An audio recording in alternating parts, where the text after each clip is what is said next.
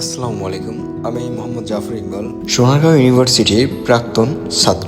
আসছে আগামী 28 ডিসেম্বর 2025 সোনারগাঁও ইউনিভার্সিটির দ্বিতীয় সমাবর্তন।